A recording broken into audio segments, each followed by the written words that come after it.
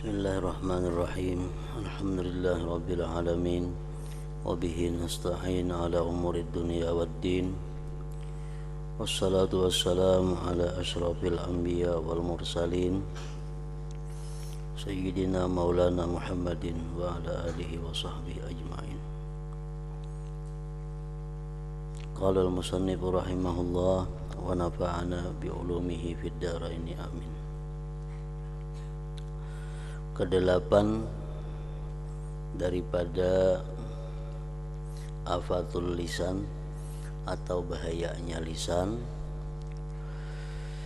bahayanya mulut.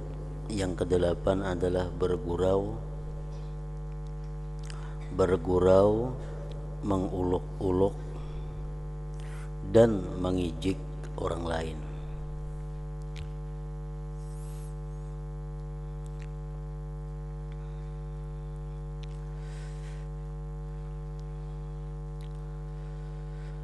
Maka hendaklah engkau memelihara lidahmu daripada menguluk-uluk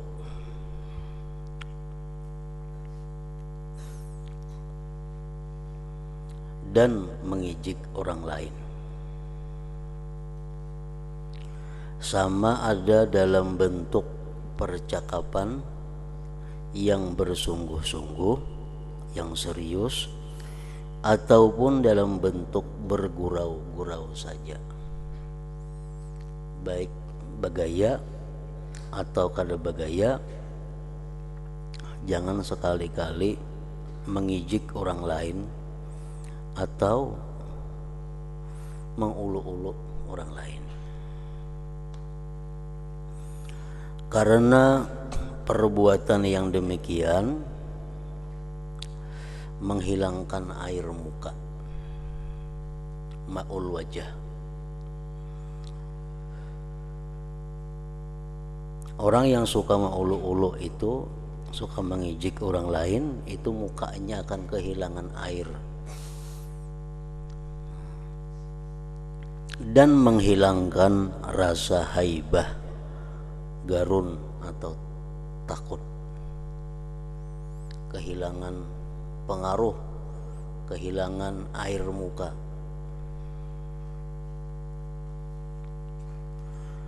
Dan terkadang membawa kepada rasa jauh hati dan menyakiti hati orang lain tentunya.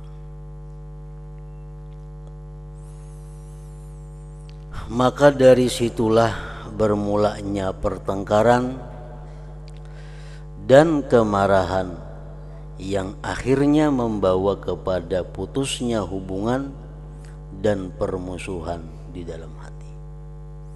Artinya seringkali akibat basanda gurau, akibat bagaya, menguluk-uluk orang, terjadilah pertengkaran, kemarahan, bermusuhan, akhirnya saling jauh menjauh atau belakang membelakangi. Maka janganlah engkau bergurau dengan seseorang, bahkan jikalau mereka coba mengusik engkau.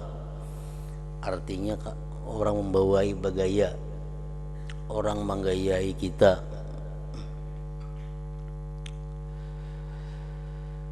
bahkan jikalau mereka coba mengusik engkau, maka jangan engkau peduli. Artinya jangan dilawani.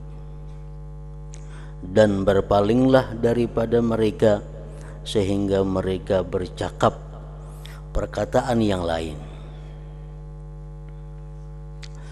Dan hendaklah engkau menjadikan dirimu daripada golongan orang yang disebutkan Allah Ta'ala di dalam firman-Nya, wa idza marru bil lagwi marru kirama. Maksudnya ayat itu, dan apabila mereka melalui dengan perkara yang sia-sia, mereka akan lalu dengan menjaga kehormatan dirinya. Artinya kalau ada orang membawai, orang menggayai, maka dia akan bisa menjaga kehormatan dirinya. Kada melawani orang tersebut artinya. Inilah 8 perkara yang merupakan penyakit lidah yang besar-besar. Maka tidaklah ada yang dapat menolong engkau dalam menjaga lidahmu kecuali hanya uzlah, mengasingkan diri. Selama masih bakawan, selama masih bagaul, selama masih berkumpul orang banyak, maka sulit menjaga lidah daripada 8 macam penyakit-penyakit lidah itu. Maka tidaklah ada yang dapat menolong engkau dalam menjaga lidahmu kecuali hanya uzlah, mengasingkan diri dan melazimkan diam, kecuali bergaul dan bercakap sekedar keperluan saja. Dan adalah Abu Bakar As-Siddiq radhiyallahu anhu selalu meletakkan batu di dalam mulutnya supaya dapat ia menahan mulutnya daripada bercakap yang tidak perlu.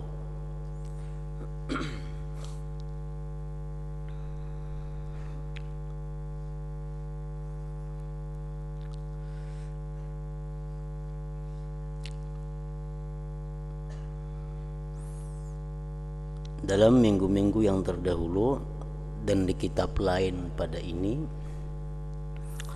Imam Al-Ghazali mencontohkan percakapan-percakapan yang kada perlu, yang bahkan bisa membawa kepada dosa. Contohnya antara lain kita betakun lawan orang datang di mana. Itu percakapan yang kada perlu. Misal kita bertamuan 2 orang, datang di mana teh? Datang di mana? Itu percakapan yang kada perlu. Dan bisa jadi dosa. Kenapa? Bisa menyebabkan yang ditakun itu berdusta. Karena dikhawatirkan datang di mana kainya nang bila disambetnya asa ngalih, lalunya berdusta. Nah, jadi artinya kalau kita bertakun lawan orang datang di mana, itu percakapan yang kada perlu. Datang di mana kau orang, kalau jadi masalah juga kalau datang di mana. Nah, lain halnya kalau guru lawan murid, datang di mana, itu kata jadi masalah. Atau orang tua lawan anak, datang di mana, kada jadi masalah. Suami lawan bininya, datang di mana igam tadi umanya, kada jadi masalah. Itu wajar.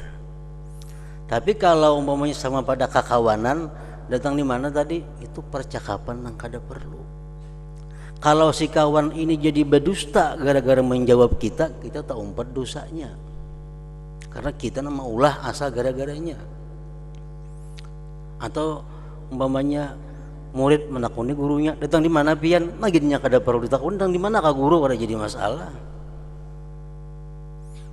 Atau bini lawan laki, datang di mana pian? Datang di manakah? Itu perkataan yang kada perlu dan bisa membahayakan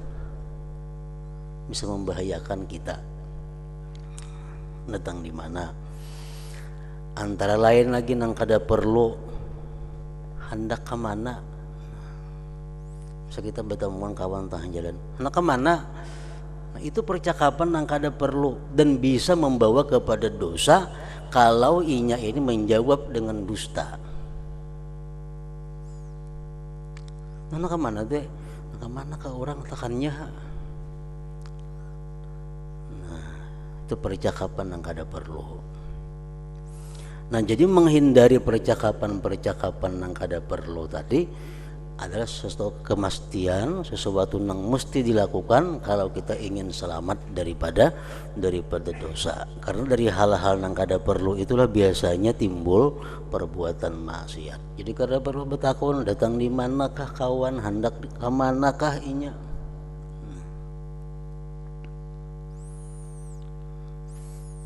percakapan yang kada perlu lagi, percakapan yang kada perlu dan bisa membahayakan orang. Sudahkah makan? Sudahkah makan? Itu kada perlu ditakuni. Ada surung makanannya mengkada kada usah, jangan ditakuni sudahkah makan. Itu percakapan yang kada perlu, nang sia-sia.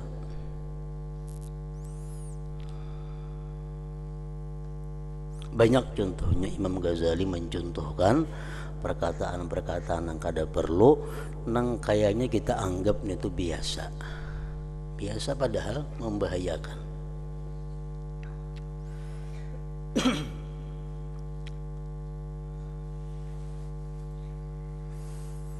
Dicontohkan lagi dalam kitab itu, kita menakut-nakan lawan orang ke pasar misalnya, kita bertakun nukar napa ti, nah itu orang kada perlu ditakuni. Orang nukar napa kah, nukar nang apa kah? Berusia orang nukar nang kada patut didengar. Berusia orang nukar nang dikisahkan supan, lalu yang jadi berdusta. Nah kita berdosa juta umpat gara-gara kita maulah ungkara nang kayak itu. Bila orang ke pasar tuh ada orang ditukarnya napa kah? Kada usah bertakun nukar napa ke pasar ti, nah kada usah ditakunin itu percakapan yang kada perlu.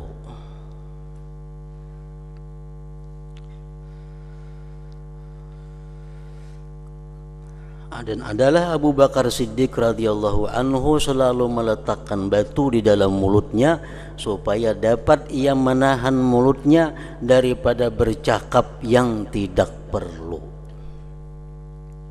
Dan beliau mengisyaratkan kepada lidahnya, beliau menunjuk kepada mulutnya, inilah yang banyak membawa aku ke jurang kebinasaan, maka aku mestilah berjaga-jaga daripadanya. Perkataan ulama mengatakan, lisanuka asaduka, lisanuka asaduka, in atlaqtahu parasaka wa in amsak tahu harasaka.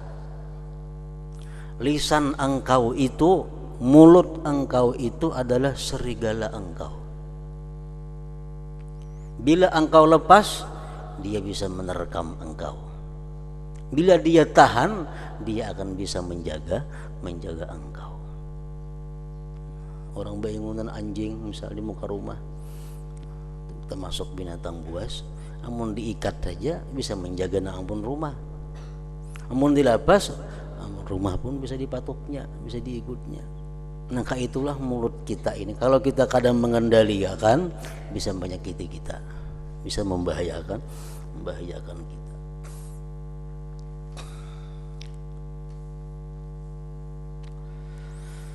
Maka jagalah lidahmu baik-baik, karena ia adalah alat yang paling berkesan dalam membinasakan engkau baik di dunia ataupun di akhirat.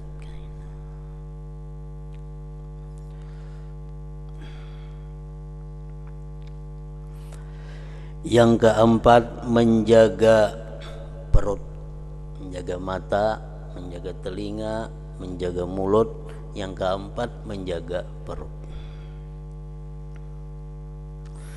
Maka hendaklah engkau pelihara perutmu daripada memakan yang haram dan yang syubhat.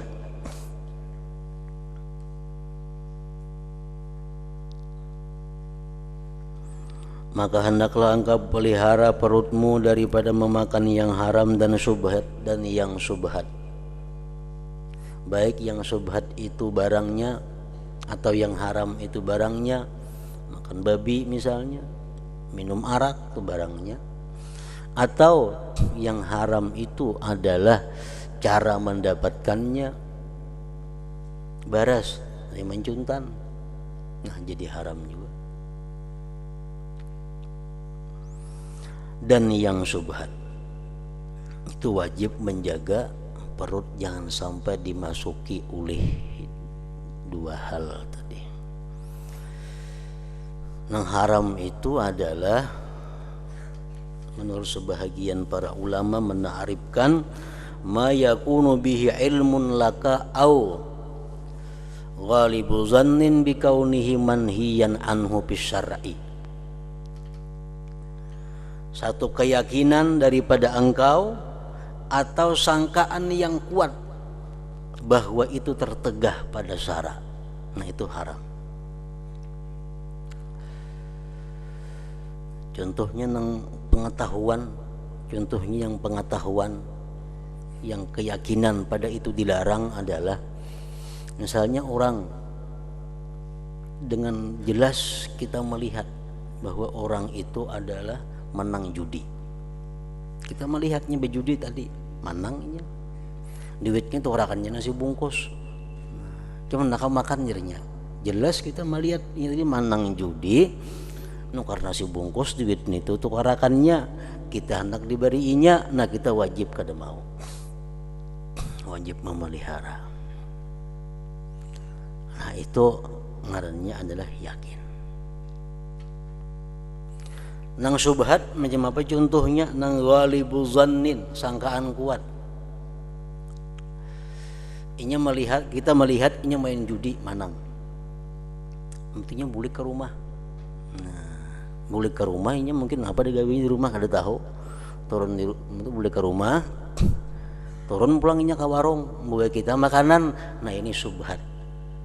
Haram juga karena sangkaan kuat kita bahwa duit nang dibawanya makanan itu adalah duit nang dapat judi tadi, walaupun itu kita kada yakin, cuma ghalibul zannin, sangkaan nang kuat. Kita melihat inya manang judi, nah kemudiannya naik ke rumah. Nah, sudah naik ke rumah turun membawa kita makanan di warung. Nah, ini sangkaan kuat kita itu adalah duit judi yang dibawanya kita makanan itu. Nah itu pun termasuk nang haram. Ghalibu zannin ngarannya. Imam Ghazali mencontohkan itu lagi dengan yang sangkaan kuat haram tadi. Orang yang kita ketahui kebanyakan hartanya daripada yang haram.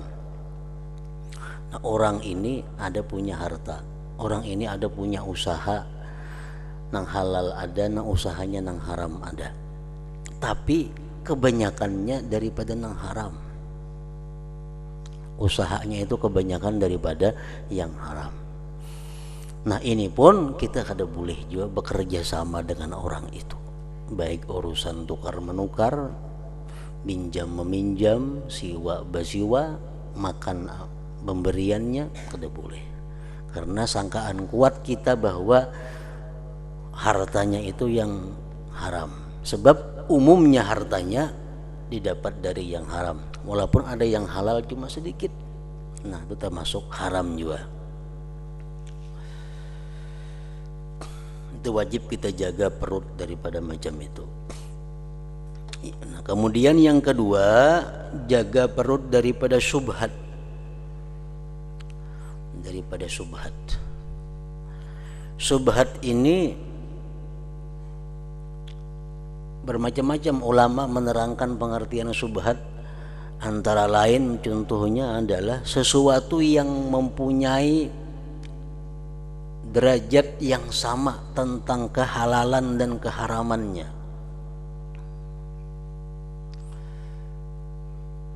Derajat yang sama.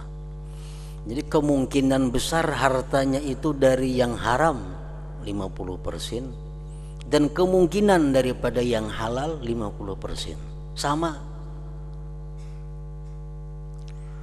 Matasawat pihil ammaratani adallatani alal hilli wal hurmah dila tarjihin bainahuma. Subhan.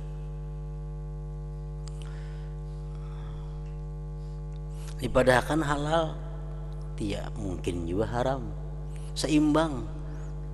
Nah, contohnya lagi umpamanya orang tuh berisi harta 1.000 rupiah, 500 rupiah nang halal, 500 rupiah nang haram. Nah, sama ngarannya. Lalu orang ini hendak memberi kita makan, kita kada tahu nang mana diunjuknya duitnya lawan kita. Itu syubhat ngarannya. Nah itu pun hendaknya jangan dimasukkan juga ke dalam perut. Sebagian ulama lagi ada yang mengartikan pengertian syubhat itu makhtalafa fihi ulama ay fi hillihi wa hurmatihi, sesuatu yang khilaf ulama mengenai halal dan haramnya, itu syubhat. Nah itu hendaknya mesti kita jauhi. Ulama sebagian mazhab mengatakan itu haram, bagian mazhab mengatakan itu halal. Nah bagi kita ini syubhat itu ngarannya. Nah itu pun hendaknya dijauhi. Di dalam kitab Marakil Ubudiyah disebutkan contohnya adalah kuda. Kuda itu menurut Imam Malik haram dimakan, menurut imam kita halal. Nah jadi kuda itu ada dua mazhab. Daging kuda menurut Imam Malik haram dimakan, menurut Imam Syafi'i boleh dimakan. Lalu ini terjadi perbedaan pendapat ulama mengenai kuda. Nah jadi kita supaya jangan temakan syubhat, jangan makan daging kuda. Kenapa? Karena menurut Imam Malik kada boleh, menurut Imam Syafi'i boleh. Nah menghindari seperti itu sesuatu yang mesti juga artinya.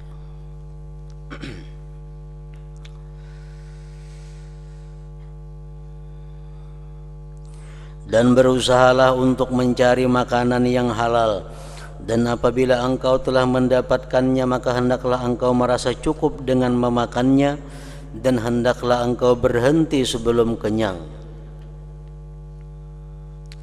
Karena perut yang kenyang itu mengeraskan hati.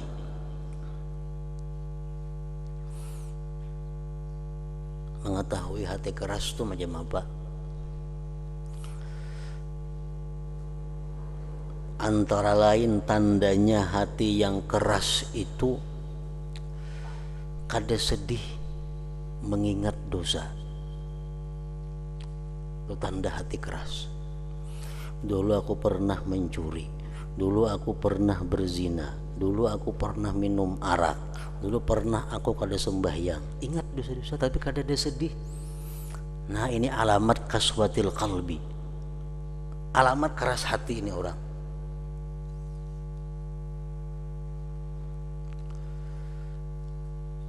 Jauh lalu menangis, sedih aja kada. Apalagi bangga, keras banget nih tuh hatinya. Bah aku dulu ikan menjuntan suah, ini suah suka berkisah. Kenapa dikisahkan suka mengisahkan maksiat? Suka dengan maksiat itu dosa kecil jadi besar. Dosa tuh halus jadi besar apabila satu gembira dengan menyebutkannya.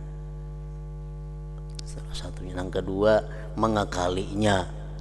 Jadi dosa halus cuma hari-hari menggawi jadi ganal juga. Nah, jadi tanda keras hati itu adalah kada sedih mengingat dosa. Akibat keras hati itu akibat daripada orang ini selalu kenyang. Tandanya orang keras hati lagi, kada mampan dinasihati dengan al-hadis, al-Quran dan kalamul aulia. Perbuatan ikam itu dilarang Allah, ranaiha dinasihati. Perbuatan ikam itu melanggar hadis Rasulullah. Perbuatan ikam itu Najar Abdul Qadir Al-Jilani mengatakan ini akibatnya tatapnya kada maasi, kada mampan. Apalagi nasihat nang lainnya, nasihat wali kada mampan, nasihat Rasulullah kada mampan, Al-Quran tatapnya kada mampan. Ini tanda keras hati.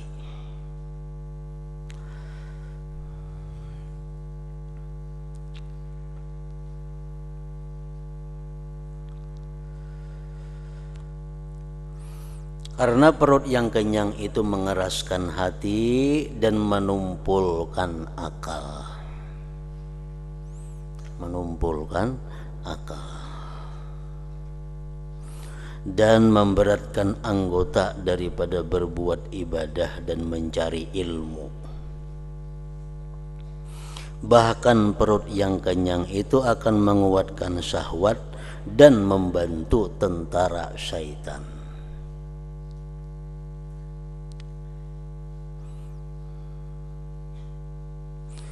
Kenyang dengan yang halal adalah puncak segala kejahatan, maka betapa pula kenyang dengan yang haram. Apalagi kenyang lawan yang haram.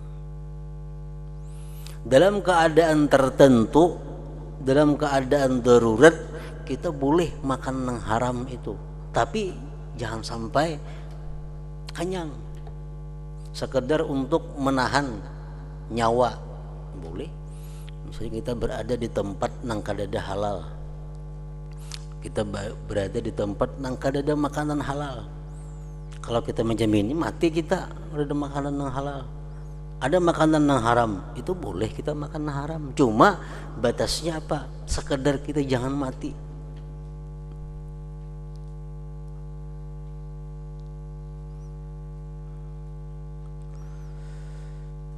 Oleh itu, mencari makanan yang halal adalah wajib atas setiap orang Islam, dan berbuat ibadah atau mencari ilmu dengan memakan makanan yang haram adalah seperti membuat sesuatu binaan atau bangunan di atas longgukan sampah.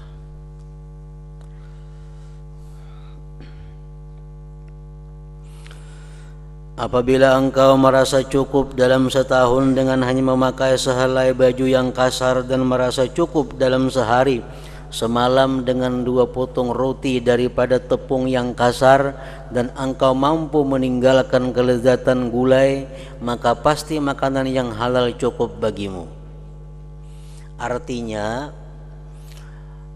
sesuatu yang halal itu kada sulit didapat, kada sulit dicari kalau kita mau hidup dengan sederhana. Apalagi kita mau hidup dengan serba sedikit. Kada sulit mencari yang halal.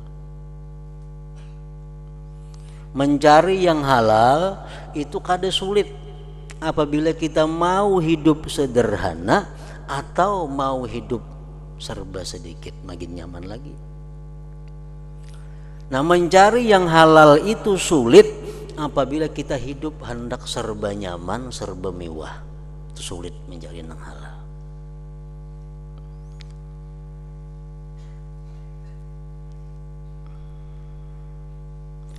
Harta yang halal itu sebenarnya banyak, dan engkau tidak dituntut memeriksa sampai kepada perkara-perkara yang kecil. Bahkan memadaklah bagimu bahwa engkau menghindari apa-apa yang telah engkau kenal pasti bahwa harta itu adalah haram, atau engkau sangka bahwa ia adalah haram dengan bukti-bukti yang nyata dan yang telah sabit pada harta tersebut.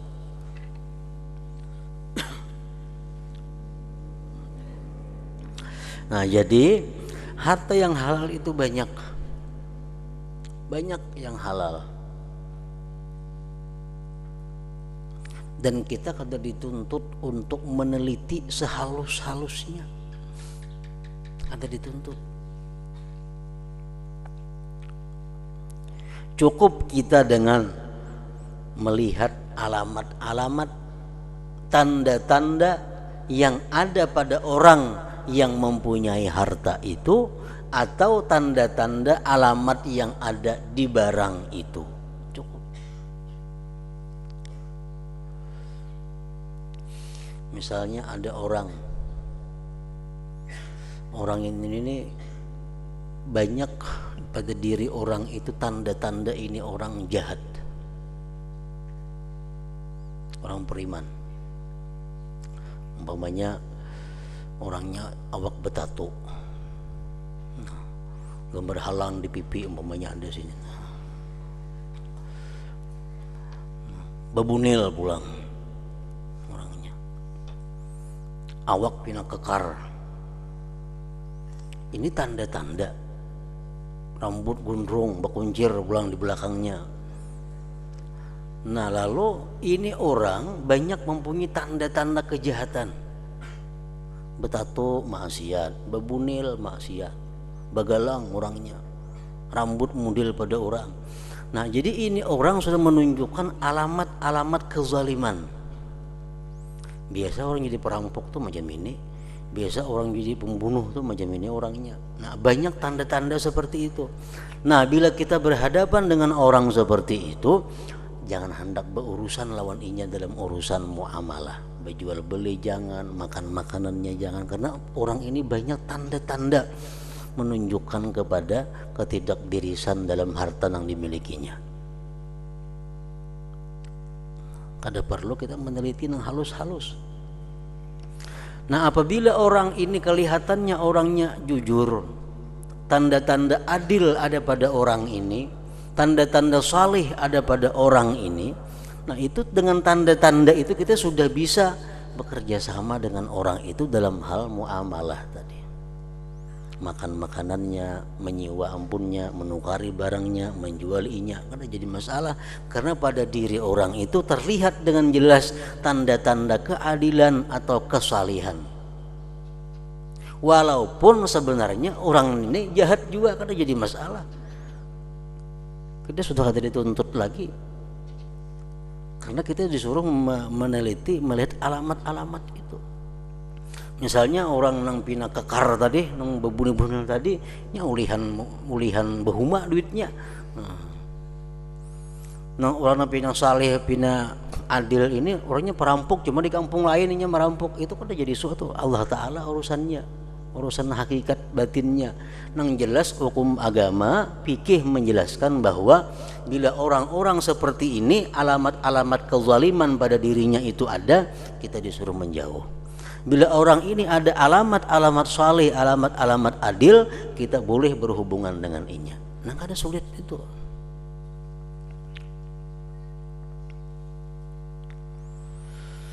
Adapun harta yang sudah nyata haram, maka hal ini sudah tidak perlu diterangkan lagi. Dan harta yang disangkakan haramnya dengan beberapa tanda, maka ialah seumpama harta raja-raja yang zalim dan pegawai-pegawainya.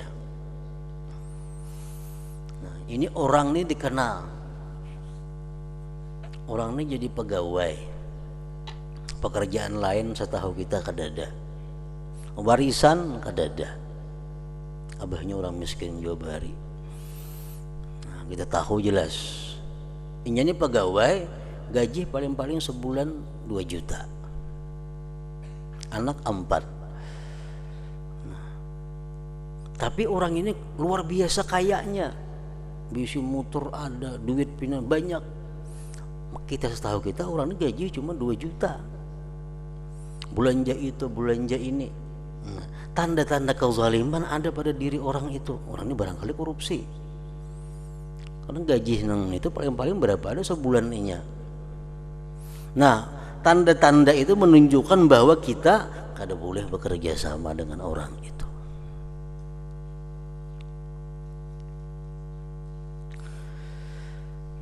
Dan harta orang-orang yang tidak ada pekerjaan kecuali hanya meratapi orang mati atau menjual arak atau bermuamalah dengan cara riba atau berjual beli seruling dan alat-alat musik dan seumpamanya, maka siapa yang engkau telah ketahui secara pasti bahwa kebanyakan hartanya adalah daripada sumber yang haram, maka apa yang engkau ambil daripada tangannya walaupun boleh jadi ia halal adalah haram. Orang tadi misal kan gajiannya, orang tuh ada gajiannya 2 juta sebulan, itu halal aja tuh. Tapi penghasilan kejahatan itu lebih daripada 2 juta sebulan, bisa 4-5 juta hasil dari kejahatannya itu. Gaji murninya 2 juta aja. Jadi nang diberiakannya lawan kita barangkali nang halal, itu kada kau dipakai lagi. Kenapa? Karena sudah jelas bahwa orang ini lebih banyak nang haram daripada halalnya. Karena itulah yang ghalib pada zan, sangkaan. Di antara harta yang jelas haram ialah harta wakaf yang dimakan tidak mengikuti syaratnya.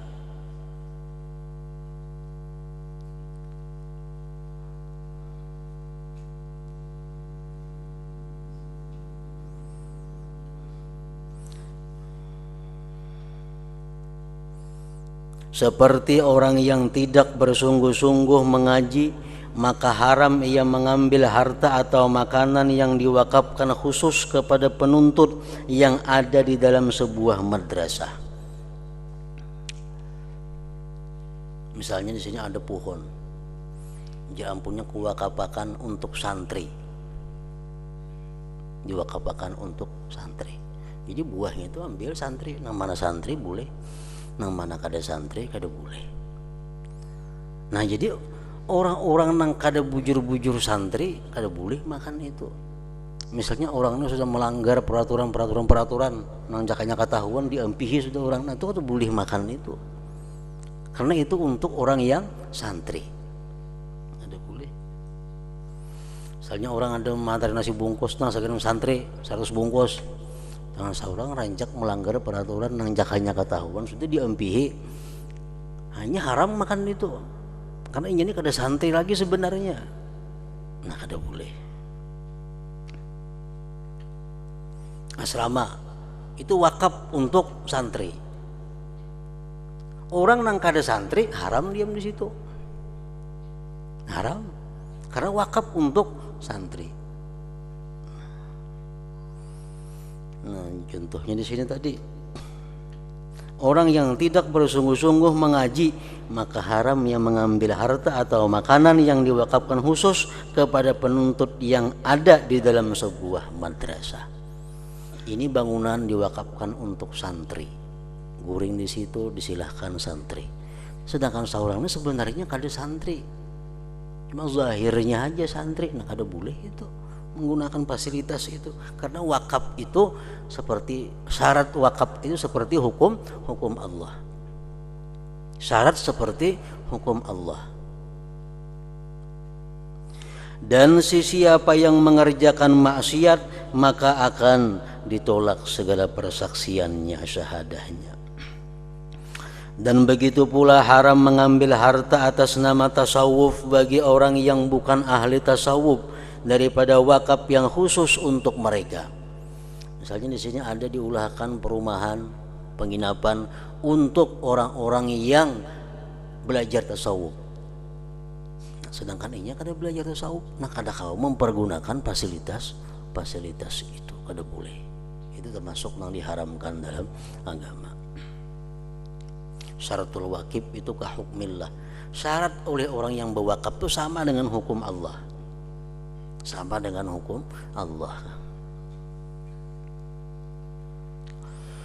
Dan telah kami sebutkan keterangan yang luas tentang harta, syubhat, halal dan haram di dalam kitab karangan Sidin, artinya Ihya Ulumiddin.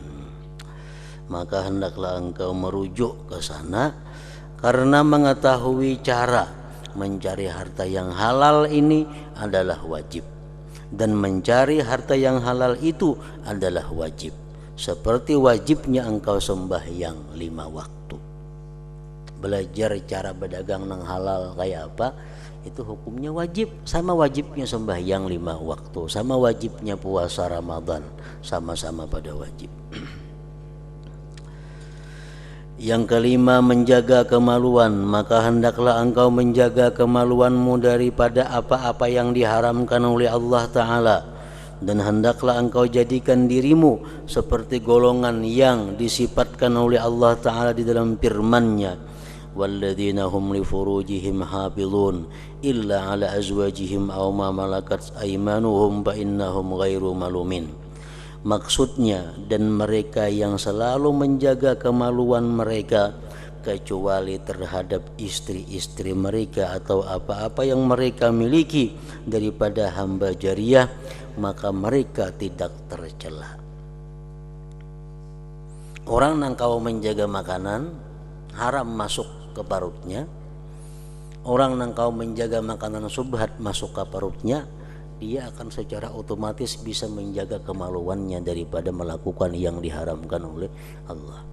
Nah, orang yang kada mampu menjaga perutnya daripada masuk haram subhat, dia akan sulit menjaga kemaluannya daripada yang diharamkan Allah. Dan engkau tidak dapat menjaga kemaluanmu kecuali apabila engkau menjaga matamu daripada melihat yang haram, dan juga menjaga hatimu supaya ia jangan berpikir yang bukan-bukan, dan menjaga perut daripada makanan yang syubhat atau berlebihan dalam memakan yang halal. Karena semuanya itu adalah penggerak bagi syahwat dan merupakan puncak bermulanya syahwatnya itu. Nah, yang keenam, menjaga dua tangan.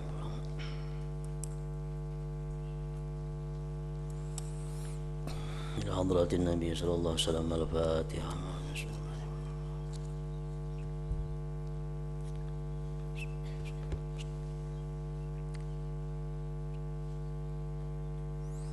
Bismillahirrahmanirrahim. Alhamdulillah rabbil alamin. Wa salli wa sallim ala sayyidina Muhammad wa alihi wa sahbihi ajma'in. Allahumma ighfir lana ma akhta'na wa ma ta'ammadna wa ma asrarna wa ma a'lanna wa ma asrafna wa ma anta a'lam bihi minna. Antal muqaddim wa antal muakhir, la ilaha illa anta. Allahumma anfa'na bima 'allamtana wa 'allimna ma yanfa'una wa zidna fahman wa ilman wa 'amalan wa hudan wa tawfiqan bi rahmatika ya arhamar rahimin. Sallallahu alaihi wasallam Muhammad wa alihi wasallam.